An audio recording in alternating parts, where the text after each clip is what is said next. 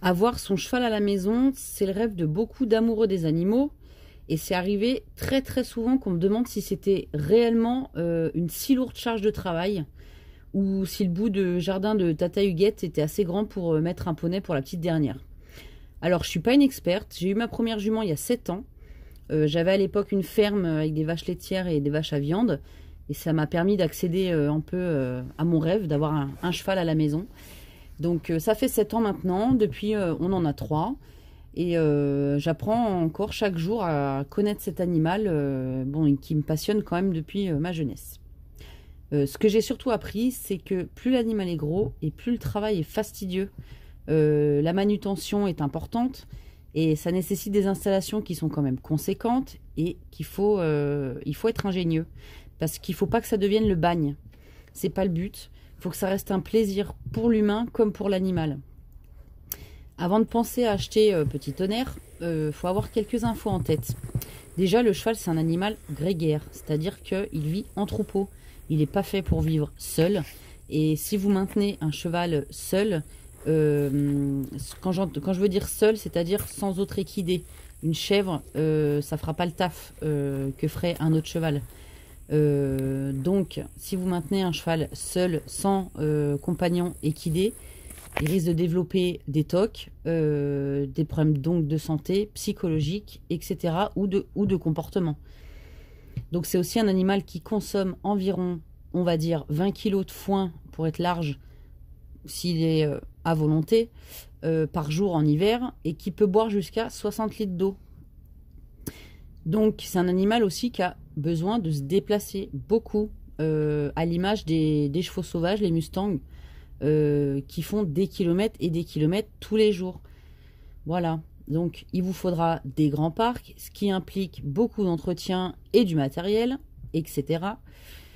Les experts disent qu'il faut 1 hectare par cheval. Pour moi, ça ne me parle pas, ça ne veut rien dire du tout, parce que des chevaux, il y en a entre 70 cm au garrot et 2 mètres. Donc déjà pour ça, ça veut rien dire. Et on ne sait pas s'ils comprennent ou pas le fourrage, le fait de faire votre fourrage vous-même ou pas. Et évidemment, si vous faites vous-même votre fourrage, il vous faudra plus de superficie. Donc nous, on a un peu plus de 6 hectares pour 3 chevaux de taille moyenne à grosse. Et on est assez tranquille sur la superficie. On commence à être tranquille. Je pense qu'il faut compter 2 hectares par animal. C'est bien. On fonctionne en pâturage tournant, c'est-à-dire qu'au printemps, quand elles sortent du parc d'hiver, on les descend dans le parc qui est le plus bas en altitude, parce que forcément c'est là que l'herbe pousse le plus tôt.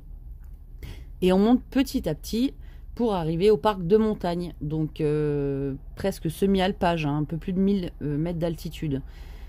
Puis on redescend et on s'arrête au parc d'hiver en général début décembre. Donc on reproduit la rotation jusqu'à épuisement. Jusqu'à décembre. Donc en termes d'alimentation, attention, je vais briser toutes vos croyances. Si vous êtes issu du jus centre équestre, le cheval mange de l'herbe, bah oui, et du foin en hiver évidemment. Il n'est nul besoin de complémenter un cheval en céréales ou autre, sauf si vous comptez devenir champion de CSO, et encore. Le seul complément qui à mon sens est nécessaire, ce sont les minéraux.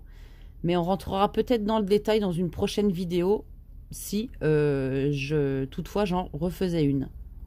C'est à peu près tout ce que vous avez besoin de savoir pour respecter les besoins fondamentaux de Petit Tonnerre.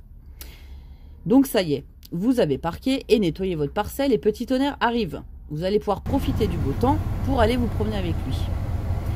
Mince, vous n'avez pas pensé au foin. Il vous faut un camion, une remorque pour aller en acheter aux paysans du coin. Ou alors un salaire suisse pour le faire livrer chez vous et un hangar au passage pour le stocker. Il fait moins 17, il est 8 h du mat et le gamin était malade toute la nuit, mais pas le choix. À 3 chevaux, il bouffe 2 bottes par semaine environ, à 40 balles pièce. Et vu le matériel qu'il faut et la pente par chez nous, l'autonomie fourragère, j'aime autant vous dire que c'est pas pour tout de suite. Allez, c'est bon. Bon, Petit Tonnerre a le ventre plein, il boirait bien un coup, mais le ruisseau est à sec. Pas grave, 2 bidons alimentaires achetés à la COP, une batterie, un câble, un tuyau, une pompe à gasoil plus tard et c'est réglé. Bon, c'est pas mal aussi d'avoir un esclave pour faire tout ça. Donc depuis, on a acheté une cuve remorque sur remorque de 500 litres. Donc ça nous avantage beaucoup. Par contre, l'hiver, ça change pas le problème du moins 17. Quand la cuve est gelée, eh ben, il n'y a plus que la solution des bidons. Par chance, dans le parc d'hiver, on a donc ce fameux petit ruisseau. Mais pareil, s'il fait très froid, le ruisseau est complètement gelé. Donc on est obligé d'amener de l'eau tous les jours. Et n'allez pas croire que l'hiver, elles boivent moins. Au contraire, elles bouffent énormément de foin, qui est un aliment sec. Et du coup, elles ont besoin de boire beaucoup. Bon, on va se la faire cette petite balade ou pas? Petit tonnerre s'est roulé dans la terre. Oui, parce qu'un cheval en hiver, ça ressemble à ça. Et quand il y a de la bardane dans les parcs, ça ressemble plutôt à une licorne. Attends, je filme. Désolée pour la qualité de la vidéo, mais il fallait vraiment que je vous montre ça. 4 heures plus tard, avec beaucoup de patience et un bon ciseau, on a fini par s'en sortir. Mais là, franchement, j'ai plus du tout envie d'aller me promener. Bon, toutes les 6 semaines, il y a aussi l'entretien des pieds. Donc les miennes sont pieds nus. Oui, parce que, alerte scoop, les chevaux naissent sans fer. Ils n'ont donc pas besoin de fer. Pareil, sauf si vous voulez devenir champion de CSO, et encore. Donc il faut compter environ une trentaine de minutes par cheval et une cinquantaine d'euros par cheval également. Donc toutes les 6 semaines en été et 8 semaines l'hiver. Donc moi je fais venir podologue agréé pour le faire. Donc après cette journée fatigante, vous rentrez chez vous, vous posez devant la télé. Et là le téléphone sonne. C'est votre voisin. C'est celui qui habite à côté du parc des chevaux. Et croyez-moi, il vous appelle pas pour vous payer une bière. Mais parce qu'un cerf a arraché votre clôture en plein milieu de la nuit et que votre cavalerie est sur la route.